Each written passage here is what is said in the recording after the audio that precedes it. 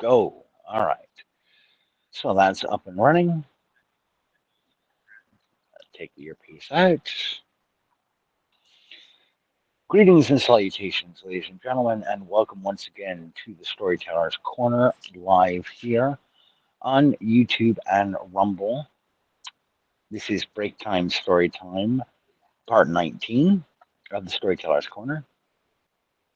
And tonight we're going to continue with the presentation of Ringing, an Amelia City Story written and presented by yours truly. In the description of tonight's break time stream, you'll also see a couple of references and links to other folks.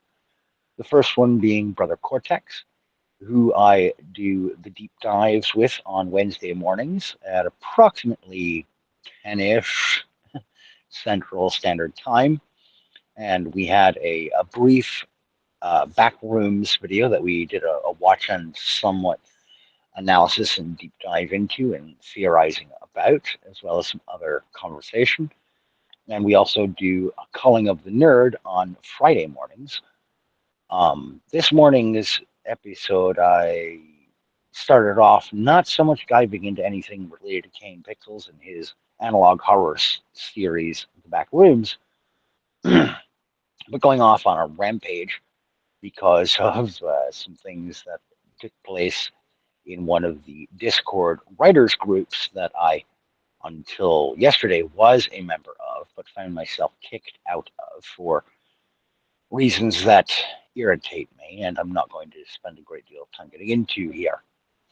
Also, below in the description, you will see a link to Savage Books, also a gentleman on YouTube who does some kick ass analytical breakdowns and examination of narrative technique in various television shows, be they live action or animated, as well as various films. He's a wonderful presenter of the sort of backside of the creative process, and he is himself also employed in the publishing industry as an editor. Great material to watch. Someone who deserves a follow or a view if you're interested in breakdown analytical material.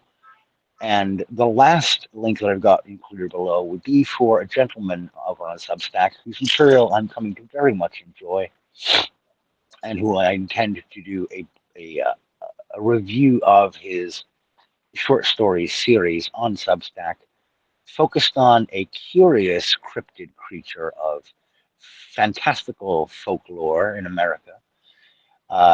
Gentleman goes by the name of Johnathan Delp, and he writes the stories Stomp Roams, the tale of one Sasquatch's attempt or endeavor to try and locate his missing peoples throughout throughout history, throughout the American expanse.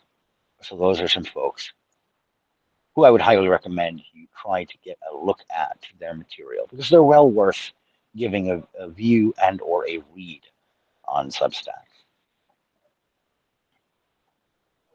Yes, Sarge, there I is. There I am.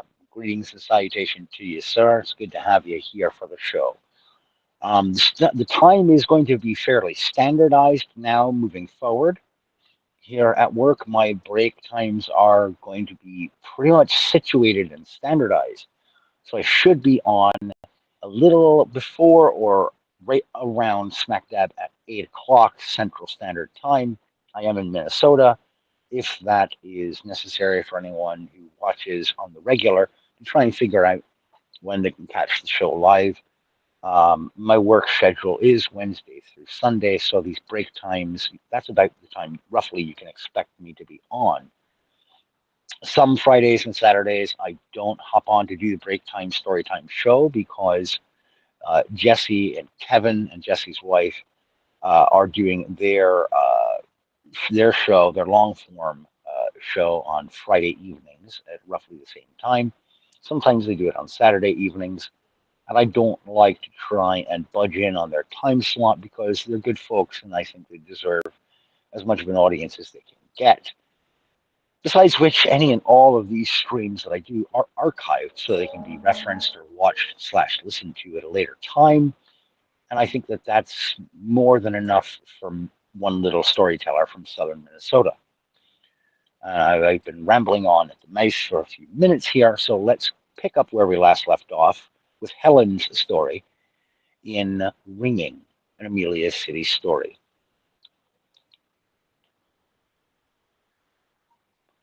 It was 2 o'clock in the morning, but that didn't much matter to Helen.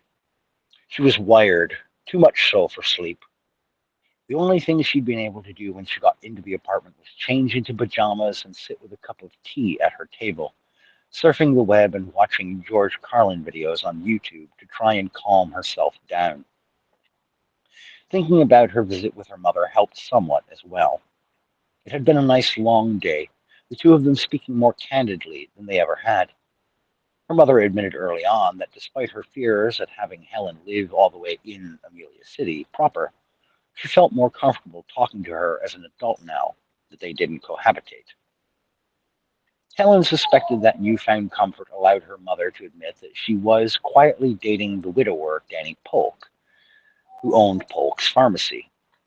A longtime family friend, Danny's wife Francine had died when Helen herself was just 9 years old. She'd been an unassuming woman, friendly to everyone that she ever met.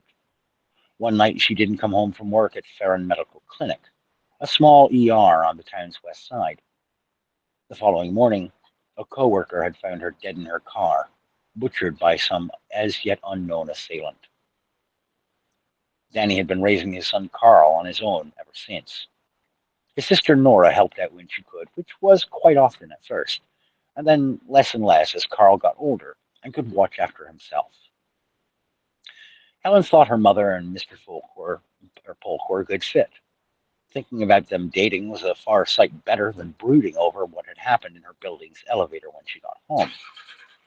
Every few minutes, despite her best efforts not to think about it, she replayed in her mind the otherworldly visions that she had had over the last few days. The old rotary phone, the skull bat, the Technicolor cow. She didn't want to believe that she was going crazy, but if she were, she supposed that she should be grateful that her hallucinations were at least consistent. Thinking that, she set up another video and went over to the little nightstand set up next to where her bed folded down out of the wall. Her purse sat open on it, two of her grandmother's diaries sticking up out of it. Helen grabbed them both and looked at the covers of the old leather-bound books. They were solid black, with squared strings that wrapped around the book and slipped through a small eye grot on the cover.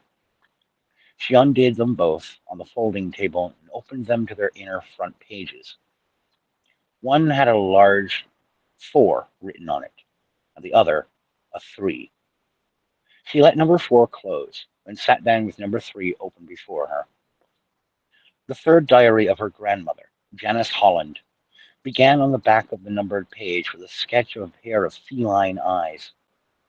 Below that, her grandmother had drawn another symbol using colored pencils, 4 blue claws joined along their rounded tops by a horizontal black line.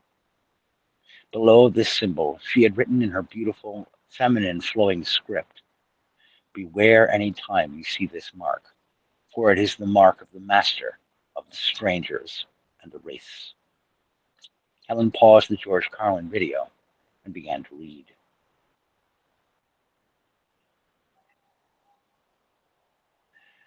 Helen awoke with a start, twitching and groaning as pain shot along her neck. She had fallen asleep at the table, of all things. She checked her phone quickly, assuring herself that she had plenty of time before her shift at the restaurant.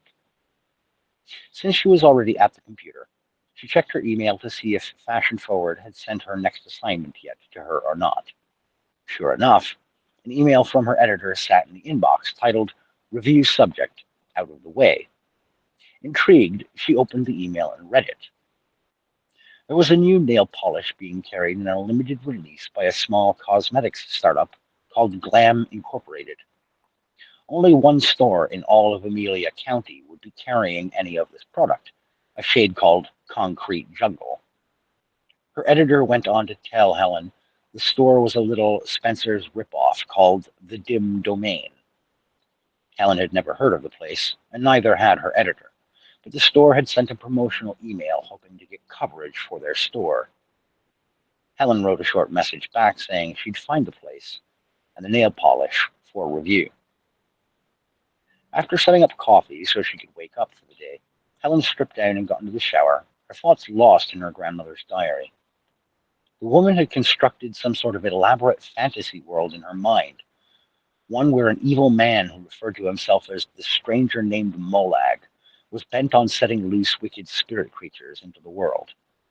One type of creature was referred to as wraiths, and her grandmother said they were sometimes even more deadly and dangerous than the things called strangers. According to Helen's grandmother, at least per the diary, this Molag wanted to use her to spread this infestation around Amelia City and then beyond, west towards California and the state of Washington. The evil spirits could travel only so far on their own without something her grandmother called a lodestone. In exchange for her safety, Molag wanted her to carry several of these lodestones to the west to spread the curse of Amelia City. Helen ran shampoo through her curly hair, trying to figure out how someone could construct such an elaborate set of delusions in their own mind. Maybe, she thought, they start small. Maybe they start with something like winged skulls and evil talking cows with fur patterned like rainbow. No, she said aloud sternly, I am not going crazy. She rinsed out her hair, turned the water off, and stepped out, letting herself drip dry onto the rug set down to catch water on the floor. She grabbed her towel after a minute and started drying herself off. A small thud out in the main room drew her attention, and Helen wrapped the towel around herself as she grabbed the doorknob. Thrusting the door open, Helen felt a breeze in the main room of the apartment. Looking right, she saw that her window stood open. Fucking latch, she muttered. She strode to the window and pulled it shut, and saw that the latch was indeed in rough shape. She would have to talk to the landlord about that. Helen returned to her computer after dressing for work and resumed her George Carlin videos. She would leave thoughts of her grandmother and mental illness alone for now.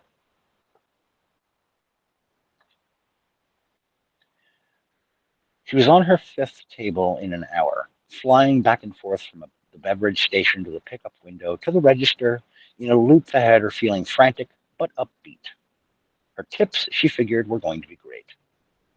Helen had come in 2 hours ahead of what was usually their dinner rush, but it was only 10 minutes into her shift when the tables and booths began filling swiftly enough to force parties to wait in the front vestibule. When the first of her tables cleared out, she discovered a nice $45 tip beneath one of the plates. 10 minutes later, her second table had left an even 50. Thus far, it had been a great first hour. The third table turned out to be worse than a dud, though. There had been a budding trend among the least pleasant part of the upper class lately that drove her a little nuts, and the couple at this third table had indulged in it. Over the credit card receipt left on the table, the man of the pair had drawn an arrow on the tip line over to the back, where he had written, "Get a second job, maybe a real one." Jerk-offs like this deserve to be shot into the sun, she muttered, bussing the table.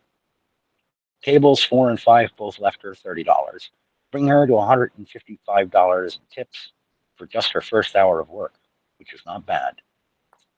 After her second hour, when she was finally afforded a break by her manager, her total on the day was $226. When she slipped out the back, she felt like giving Ramon a hug. She could see from the sweat soaking his bandana and white cook shirt, along with his dead-faced expression, though, that he likely wasn't feeling very celebratorial. She looked over at Helen as she tapped away on her phone. Been a hell of a shift for you already, huh? Yeah. You? Yeah, good tips, though, she replied. Huh.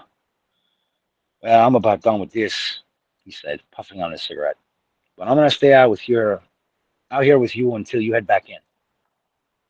Helen looked up at him and saw Ramon standing near the edge of the dock with his hands clenched into fists. He looked nervous.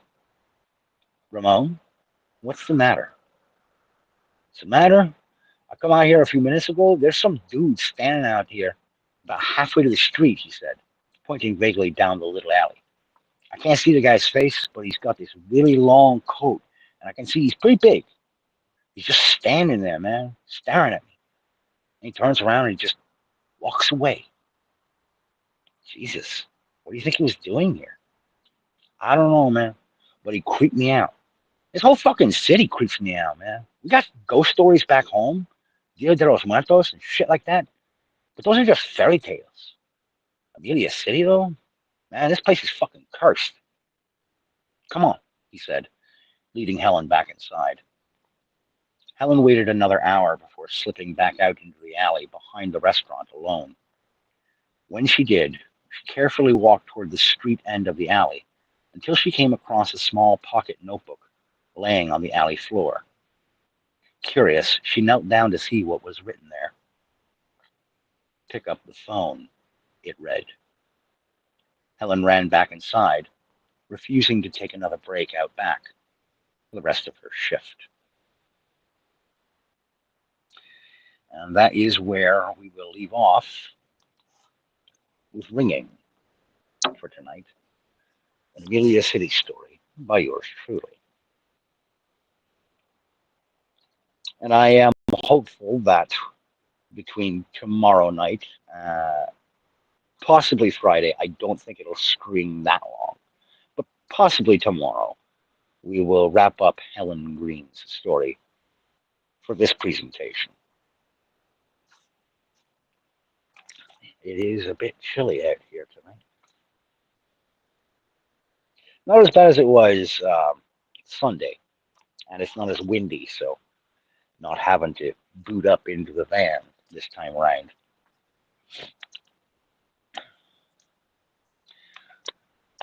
But how is everyone doing this evening? I've got a little bit of time before I have to nip this off to head back into work. You can see we've got actually a fairly steady total of 4 viewers between Rumble and YouTube. And what I said in the sorry, that's going to be rough because I got the earpiece in. You probably hear that rattle. Sorry, folks. I should probably mute if I know that's going to happen. Sorry. But I genuinely, at the beginning of tonight's break time stream, when I said, go into the description of the stream here for this episode, and I do fully mean check out the folks who are linked in the description of tonight's stream. Check out Brother Cortex. He does a lot of gameplay streams. He does a lot of older titles through emulation and modern up-to-date titles.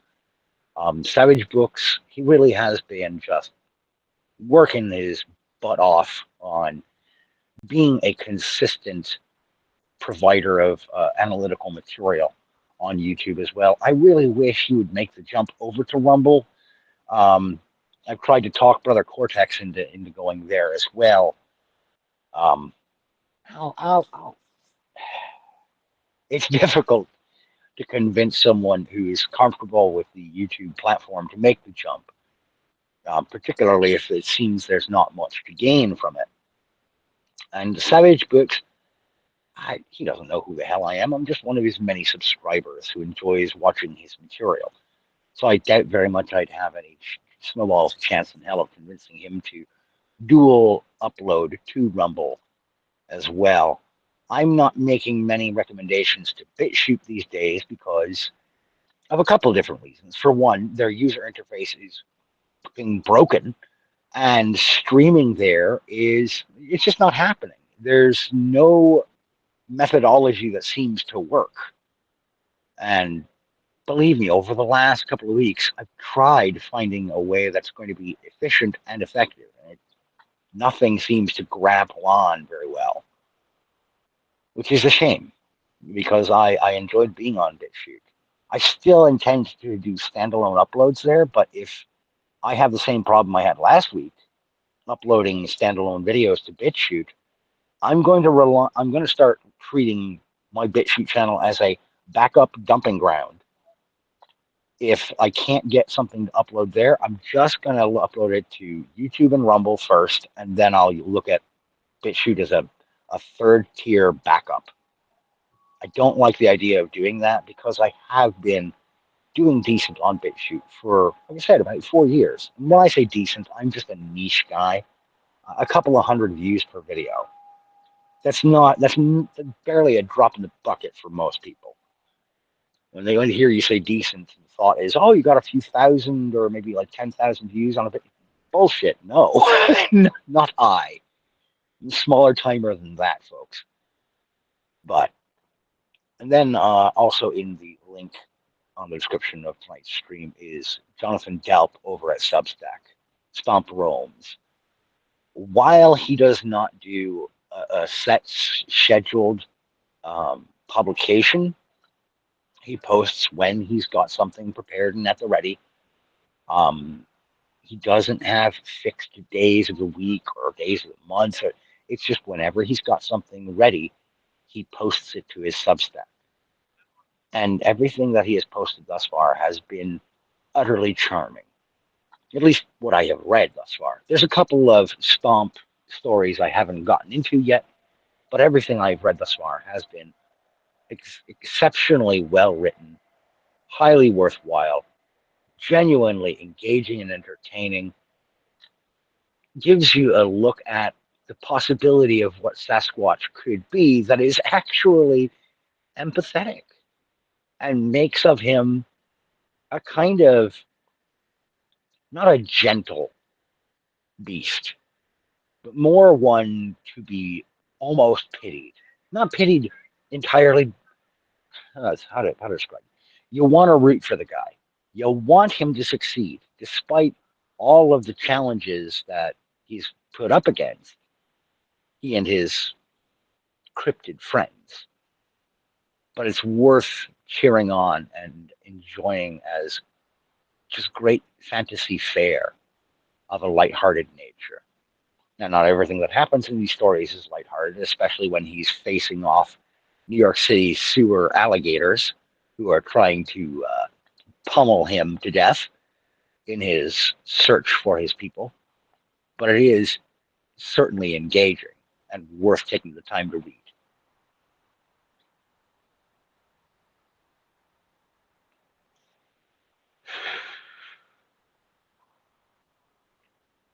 So all three of those links, two of them are YouTube channels who aren't on Rumble as yet. If you need to give them a nudge, it would help me out. That way I'm not the only one nudging them. Hey, maybe pick an alternative to go to as well. Have you thought about going to an alternative to also upload or stream to? There are options. Rumble's not the best of them. I'm going to say that outright. They may be unhappy with me saying that since I'm using their Rumble Studio app to do this stream, but they really do a pretty shit job of promoting or supporting anything that's not politics or gaming. I don't worry too much about it, Sarge. These things slip. These things slip our minds. It happens, brother. I'm not worried about it. I'm just checking to make sure I'm not getting called.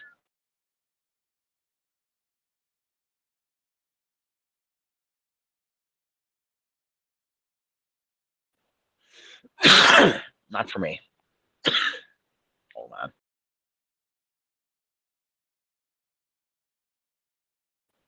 Good God. Oh, that's a rough sounding cough, Josh. Yeah, it's just a little bit of cancer. I'm joking. I'm joking. I don't actually have cancer. It's just a joke. Um, so anyway, yes, tomorrow hopefully we will get through the remainder of Miss Helen Green's story in Ringing, an Amelia City tale. One last quick note that I want to bring up um, regarding Substack. I have entered into an agreement, a partnership. Yeah, fuck them anyway, Sarge, right? I have entered into an agreement with a gentleman by the name of Samara. I think I may have talked about this the other day because I was considering it, but I have confirmed it. with him that henceforth I am going to be partnering up with his publication, Liberty Magazine, and with the small publishing house that he is getting up and running. Him and a couple of other partners, including a C.W. Dixon, called Montauk Publishing. This is going to be a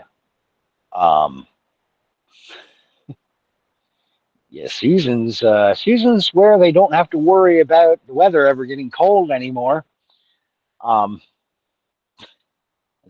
I know, disrespectful of the dead, but you know what? There's a whole lot of folks who don't get any kind of respect the moment they pass. So why would she be any exception?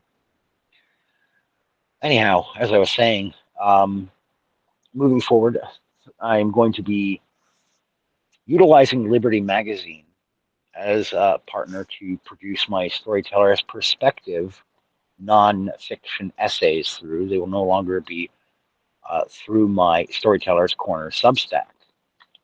And I'm going to be beginning the presentation of a serialized novel through Montauk Publishing. And this is a novel that will be brand new to you, to the audience. It's a book that I stopped and started numerous times, and that about a year and a half ago, I finally sat down and completed its development and writing. I worked through uh, two separate drafts and began the third round of editing and rewriting.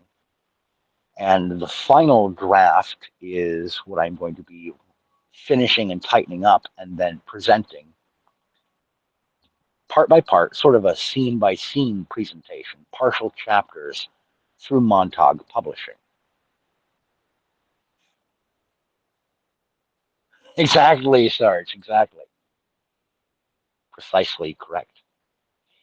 But this is in part, I am going to be working with Montauk Publishing because I am currently down to one traditional publisher because one of my other traditional publishers, Untreed Reads, was sold into a different operator's hands. And that gentleman no longer wishes to work with me going forward. Once he and I had a conversation about the direction he was going to be taking Untreed Reads in, and I am not exactly best pleased with the direction he's heading in. And when I let it be known, hey, I think you're screwing this up. What Jay put together over the course of many years, what he poured his blood, sweat, and tears and narrative and creative and editorial efforts into, you're spitting in its face, shitting all over it. He informed me that, oh, that's fine, Josh.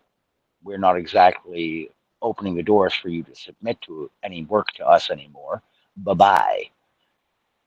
So while they are still representing some of my Amelia City stories, uh, because the contract for those works is not over yet, um, won't be done with those until the middle of next year, at which point all prior Amelia City story material will revert in totality to my own decisions what to do with it.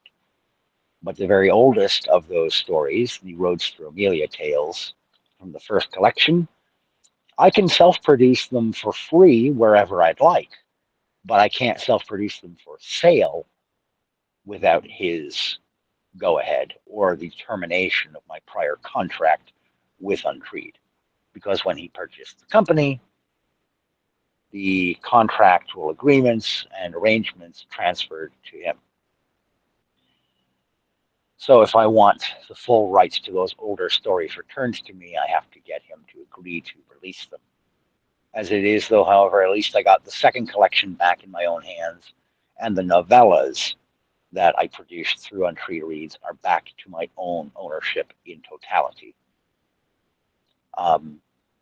Montauk Publishing will probably not be the future home for the Amelia City stories, however, as Samara and the Montauk brand or the Liberty Magazine brand, while they're accepting of horror material, I don't think I want to necessarily establish that as the avenue for the Amelia City stories. I'd rather continue to self produce those, as they do tend to house the most unpleasant aspects of my psyche and world outlook in the form of interpretive fiction.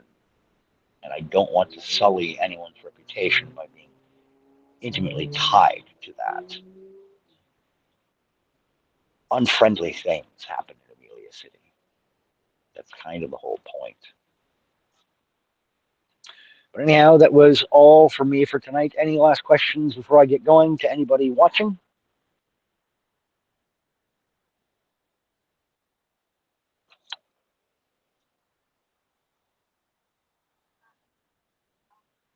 If anybody still is.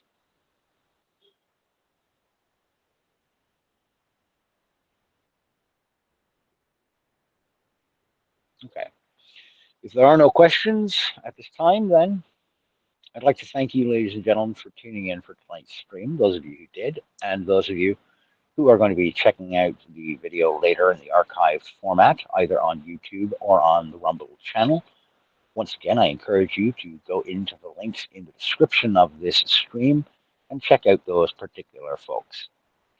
Ladies and gentlemen, thank you for tuning in. Thank you for listening. I ask that you take care of yourselves. And as always, whoop, we got one last remark. All right. Well, Sarge, I thank you for dropping in, brother. It's always good to hear from you and to see you piping in the chat. Thank you for listening. Take care of yourselves. And as always, ladies and gentlemen, keep reading.